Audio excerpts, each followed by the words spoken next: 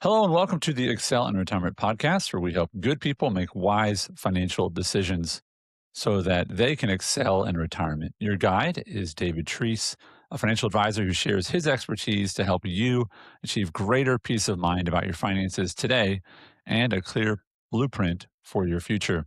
I'm your host, Andy Traub, and David, it's impossible to log in today to turn on the news, especially in investments, actually, without hearing about the explosion of artificial intelligence. And I know that you use artificial intelligence virtually every day for all kinds of tasks. So today we're going to talk about the dark side of the AI trend when it comes to finances. So thanks for being here as always. Yeah, happy to be here. Yeah, NVIDIA, the largest company in the world, is driven by a lot of those chips that are fueling AI. So it's everywhere. It's a reminder too with NVIDIA that the person who wins, they always talked about with the gold rush, the person who always won in the gold rush was the person who sold the shovels. Mm, And it's the idea that if you sell the tool, whether people are fail or succeed with the use of the tool is irrelevant because you sold the tool. yes. And so that's essentially why NVIDIA is so successful is because, what AI does or how good the new models are or what their capabilities are driven in part by the chips that are made.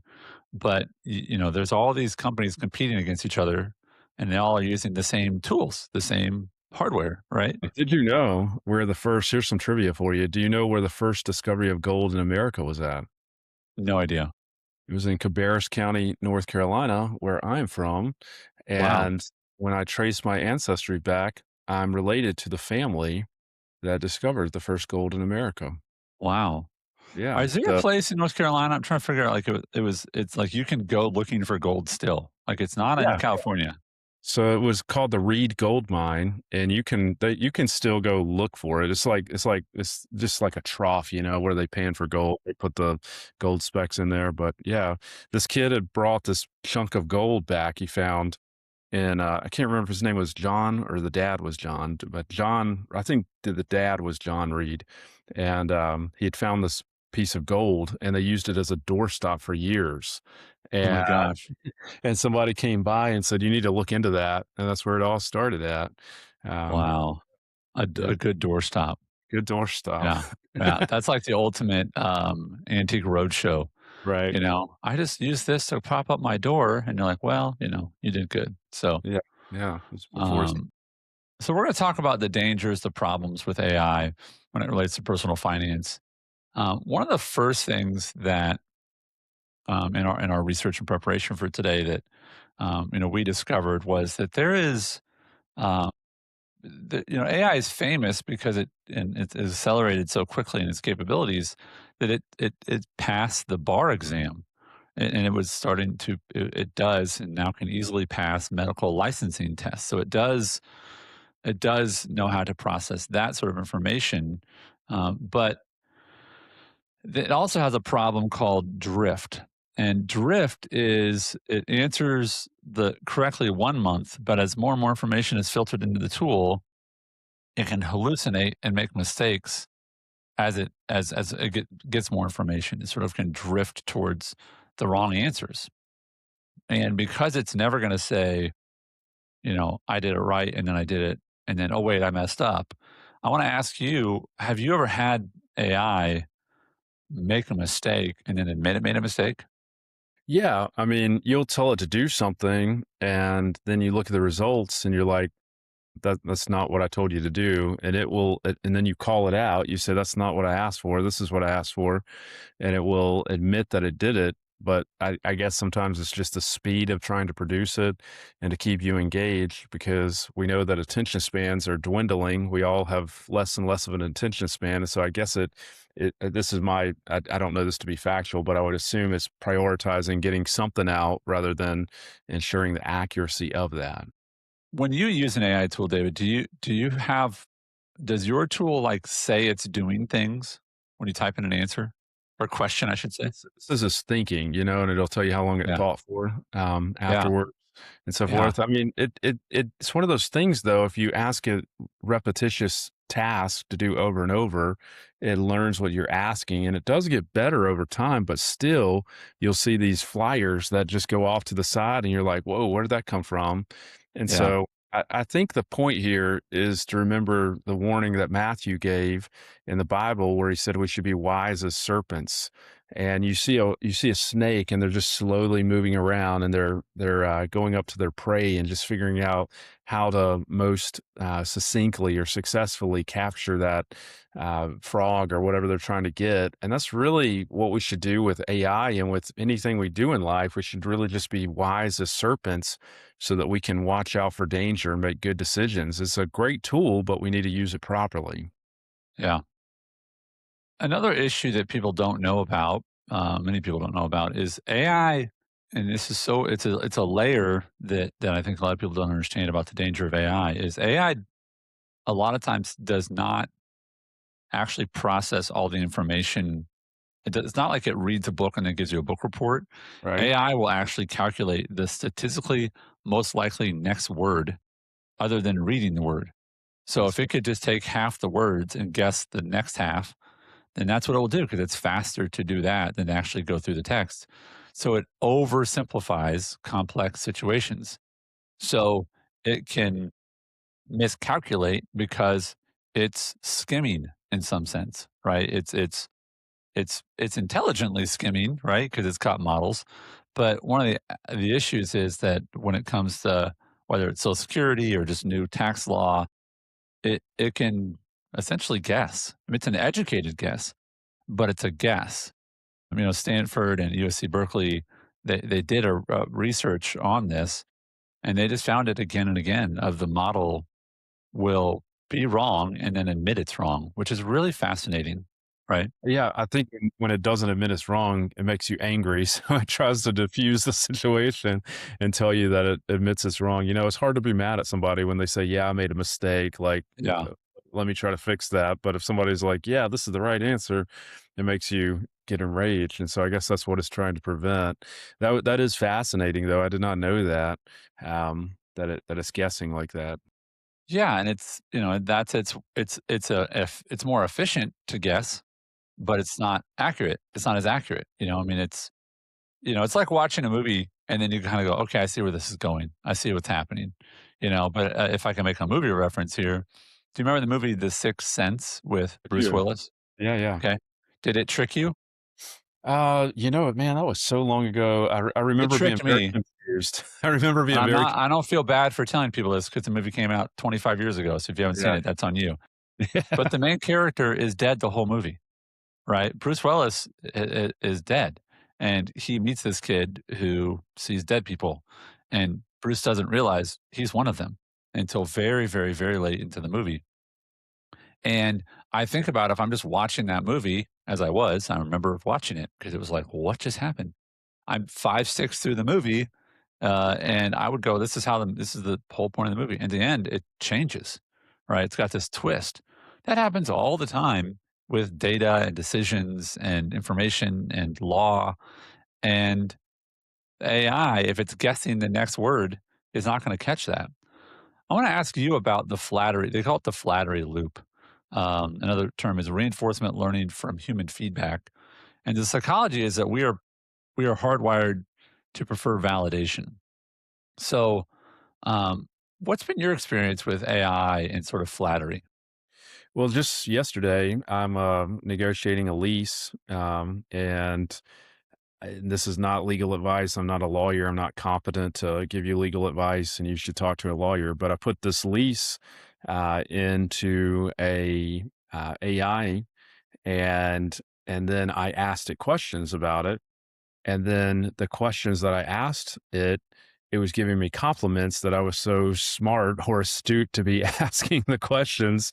And so it tries to encourage you to that you're asking the right questions or whatnot. And what I have found, and I heard this online somewhere, that you need to say to it talk to me like you're Mr. Miyagi, or you're trying to be my Yeah, 12th grade English teacher. Like, talk to me like that. Look at it from that perspective so that it gives you accurate advice because it flatters you. And I think at the end of the day, we have to remember like, you might be paying a subscription for that AI platform, but ultimately you are the product because they're trying to keep you on that platform, just like Facebook and Instagram and TikTok and X and all of them. And so that's why those things are free because you are the product and you're getting advertised to essentially. right. Because if you're not engaging with it, it's not going to be successful. And so there's a built-in incentive to keep you coming back. And if I talk to anyone listening, if I every time I talk to you, it was a negative conversation, or I was telling you what a lousy person you are, probably not going to talk to me again. But if we're civil and we have a nice, and I try to encourage you, you want to come back and talk again. It's human nature. And so the creators of these platforms know that, and so they've implemented that in them. Yeah, the difference is when you used to do research, the research tool did not try to get you to come use the research tool again. I remember going to the library with my school, and we looked at microfilm, which is essentially how they would keep newspapers. I mean, you couldn't keep 100 years of newspapers, so they transferred them to this microfilm, and which is basically, it's like literally it's just a black and white image. It's on this very, very small, I don't know if it's glass or whatever it was, but you had a machine that would then blow it up essentially, like the camera would look at it, and then it would blow it up on the screen. And we don't have to do that now that things have been digitized, but it was basically shrinking the size of the newspaper and letting you look at it. But it didn't ever say, "Didn't I do a good job?" or "Wasn't this fun?" or "You're so smart for looking up what would the head, what was the." And everybody did the same thing. Is they said, "Go find what was on the newspaper the day you were born," Right. and you're like, "That's cool. Like, that's fun." But it didn't talk to me. It didn't say anything about me. It didn't say you're so smart because it's trying to get you to keep using it, right? It Hmm. wants you to feel good about what you're doing, even if what you're doing generally is not that good. Um, I'm trying to remember. I had a situation where um, I wasn't. I wasn't doing. I think I asked it if I wanted to do this, and it was something bad. What would I do? Um, and it was like, well, we really encourage you not to do that, but here's the information. Hmm. you know, like it's there's a humanity element that it just doesn't want to make you upset. Like, Right. is it going to tell you that's stupid? Don't do that. You know, Yep. and it generally doesn't. Yeah. Uh, the other thing that in our research that we discovered was there's this thing called pig butchering, and essentially this is a deeper problem example of AI and finance. And the idea of pig butchering is that they fatten the pig and then they kill it. That's what pig butchering. That's what, you want to get this thing as fast as you can before you kill it, so you get all the meat and the fat and all that kind of stuff. And essentially, these are scams that are targeting people, and they're using as an example, they'll call you and they'll use a voice of a younger person and says, "Hey, grandma, I'm in trouble. I need you to send me money." And these AI voice models are so good that they sound like people and they can have conversations with you as if they're real people. They're English. The days of the scammer with the heavy accent are ending Yeah. because the scammer is AI and the AI voice models are so, so good. And again, it's another reason why, if you called someone and you said something outlandish, they're like, that's not something David would say, right? Right. So, have you ever had a client that has been almost scammed or close to scammed by, a human or a technology? Yes, we've had this come up several times, and I really don't think you can be too careful with stuff like that. And just a tip I've read that might be helpful is having a password or like a keyword, Yeah, like a like safe word. Yeah. a safe word that no one else knows, that's not recorded online anywhere, that you've just audibly told someone that, if I say this, then this is really me. And I know that sounds silly to a lot of people maybe, but man, I think that's I had super. one as a kid, David. I had I lived in, I'm 48, so I lived in the white van with no windows era where it was like that was the guy who was going to kidnap you. You know what I mean? It turns out it was, different, but, like, it would end up being people you knew or, whatever. It was, the guy in the park or whatever, but the idea was that we're gonna have a word and it's only gonna be known by us, and ours was our dog who passed away really a long time ago when we were young kids. It was everybody's kind of first dog in our family. So, if they said, "Hey, your mom and dad sent me to come pick you up," and I don't know who it is, I would say, "What's the word?" And if they didn't say Sadie, then I knew they weren't, and I remember feeling empowered that I was like, "I have a secret word that if Yeah. they don't know it." Yeah. And that's a great you don't text it to anyone, Right. I would even say it to them in person, you know what I mean? But it's sad that you have to have that, but the AI, the other negative and danger of AI is, that it can pretend to be people, and then it can talk you through things and have you it'll create a website that looks just like your bank, Yes. right? And so when you log in your information, it'll take your login information, and then it'll text information to your phone number, but it can pull up your screen and take over your screen, so it sees the phone. I mean, it goes on and on and on in every way you can think of, and that can be really scary. Um, and I think that's what people have to be aware of. I want to ask you, David, about the difference between talking to AI and talking to you, the advisor. Yeah. You've had some clients start to use AI and use it to bring you questions. What are the differences between I'm sitting at home with my AI and I'm sitting across from someone that I know? I think the big thing, just one thing about what we were just talking about, I think where those scams really prey on people is people that are at vulnerable states. So people that are lonely, maybe they lost a spouse or they live alone or they're just going through a difficult time. And so we just have to be aware if we're going through something, we might be more susceptible to making those poor decisions and we might need to take extra time to do that. I think the biggest thing with AI and how it can be the most helpful probably is understanding what questions to ask. At the end of the day, like something if I'm doing something new with people, like we just bought a new office and so forth, and I'm talking to the banker about the mortgage to it, and his assistant was sitting there, and I was like, this is the first time I bought an office building. What questions am I not asking that I should be asking? Yeah. Yeah. So, like, if somebody's an honest person, they normally will come up with a question or two that you haven't asked, or they'll tell you this is Yeah. good. And so I think with AI, it's knowing what questions to ask because if you don't give it very specific, it's like an employee that you have to micromanage. And Yeah. so micromanaging person, you have to tell them, well, today we need to mow the grass, we need to take the weeds out of here, we need to weed eat, we need to blow the grass off the driveway when we get done. And then if we have time, we need to clean the gutters out after that. Whereas if it were just a person that had experience in life, you might just say, hey, we need to clean up around the house today. Yeah. Take care of the yard. Okay. Right. See ya. Right. Yeah. And so AI is one of those things you have to know the questions to ask to get the answers that you're looking for. And maybe that's the best way to use it is to ask it what questions you should be asking. And it can often come up with a good list.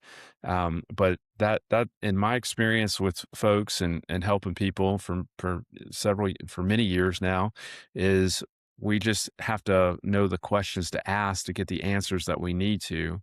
And a lot of people don't understand the questions oftentimes, and so that's why they come to us so that we can guide them in that.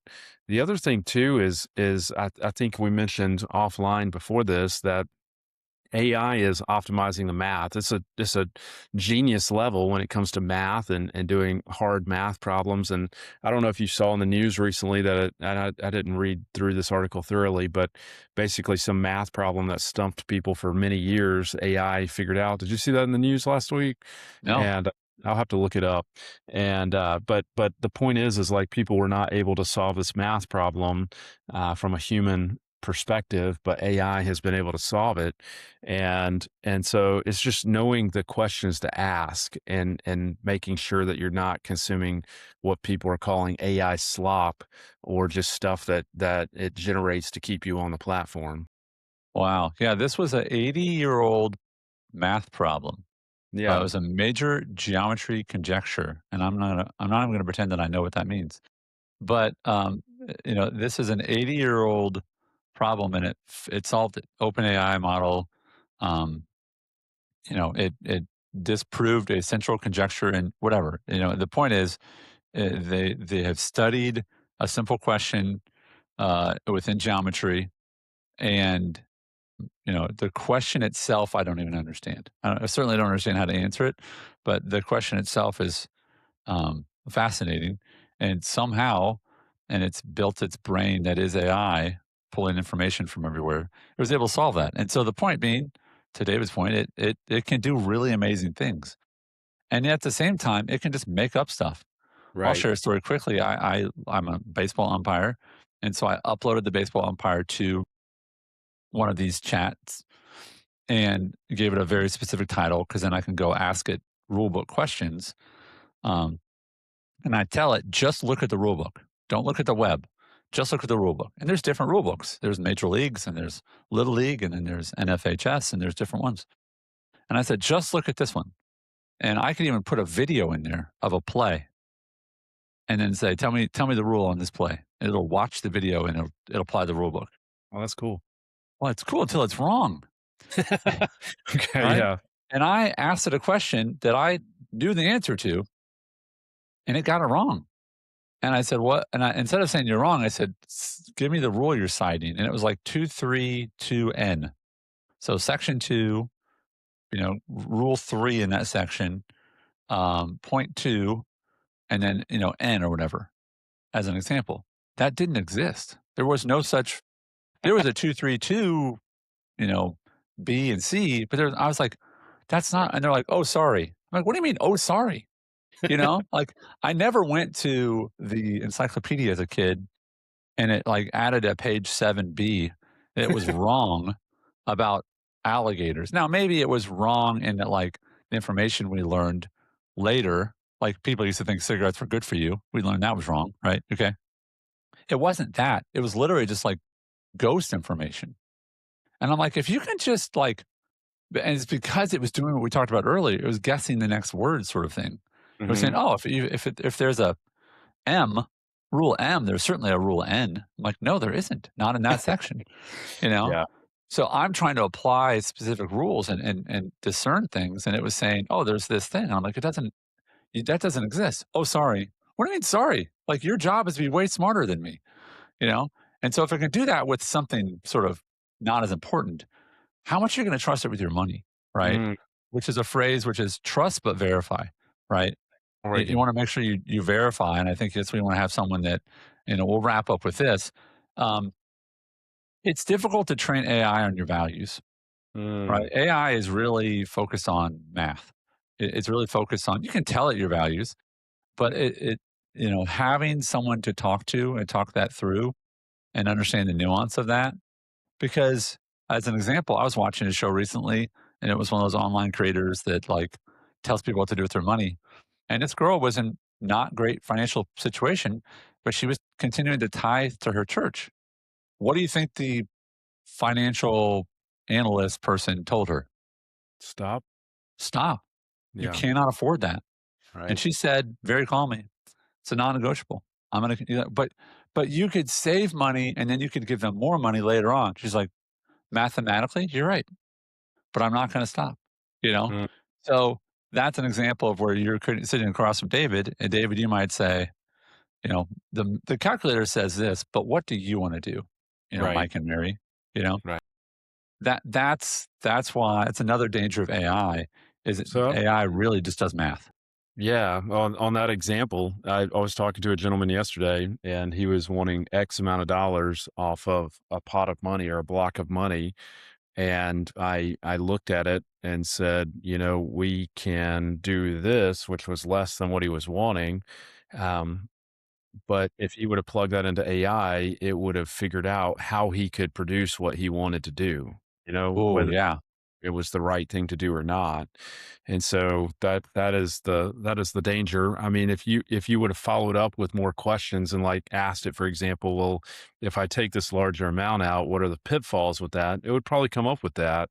But again, I think the whole thing comes down to being wise as serpents and really having discernment with what we're looking at.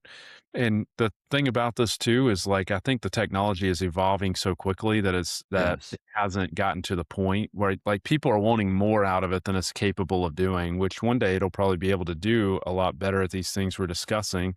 And we'll look back at this and we'll say, man, Andy and David, this is so outdated information. But I think it's we're having this cultural conversation too with how much we want this to be implemented in our society because it's just going people are wanting more of it than maybe it's able to do and so it's trying to catch up and we really haven't come to an agreement as a society with how we're going to deal with this and maybe this is another conversation but I think that that is something we have to be aware of like I don't know we Well, there's the not a guardrails you're talking about, it's a great point. We're in graduation season right now, and there's been a fascinating response to AI at college graduations. I didn't see it seen coming at this all.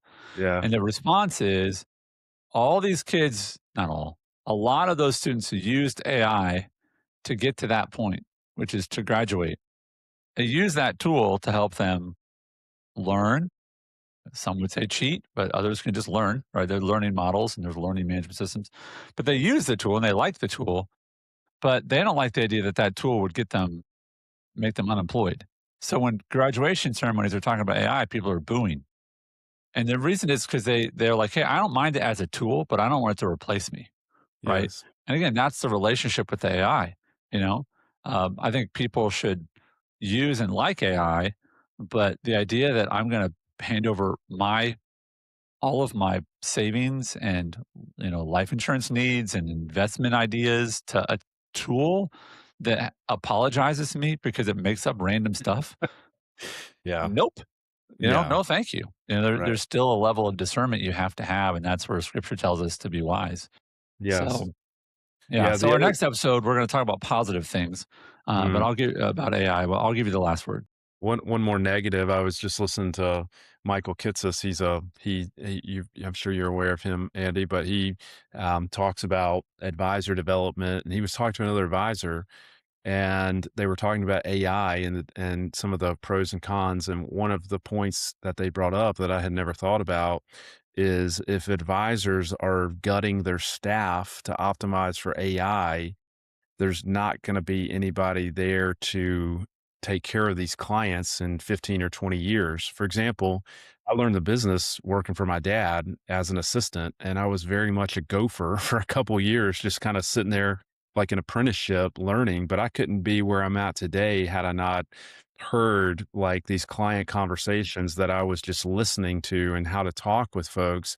And so, if we don't give these young people the opportunities to cut their teeth on these things in 20 or 25 years, we may have a very negative consequence as a society because there's not going to be professionals there to help us, and we're going to be completely dependent on bots to help us essentially. And so that was a really really fascinating point to me. It is fascinating because where the bots get their information, Right. again, they're from humans, right? Yeah. And so, it's when the bot starts to take its own information and recycle it. That's when you're like, wait, I think I saw that in a movie and it didn't turn out well, right? Right. You know, Right. Yep. Yep. So, well, thank you for the conversation about AI, David. And I want to encourage folks if you have a question about finance to reach out to David. His contact information will be in the show notes. Wherever you listen or watch this, you'll be able to reach him. And Go to Excel in he's retirement. his suggestion is AI can be a tool, but it is not the gospel, Yes. and so don't treat it as such. Yep. Yeah. Go to Excel in retirement to get our newsletter every week. Thank you, David. Appreciate your time, and folks, Thank thanks you, for Andy. listening. Thanks, man. Investment advisory services offered through Creative One Wealth, a registered investment advisor. Clients Excel and Creative One Wealth, LLC, are not affiliated. Licensed insurance professional. We are not affiliated with any government agency and do not provide tax or legal advice. Investing involves risk, including possible loss of principal. No investment strategy can ensure a profit or guarantee against losses. Insurance product guarantees are backed by the financial strength and claims paying ability of the issuing company. Investment advisory services are provided in accordance with a fiduciary duty of care and loyalty that includes putting your interests first and disclosing conflicts. Insurance services have a best interest standard, which requires recommendations to be in your best interest. Advisors may receive commission from the sale of insurance and annuity products.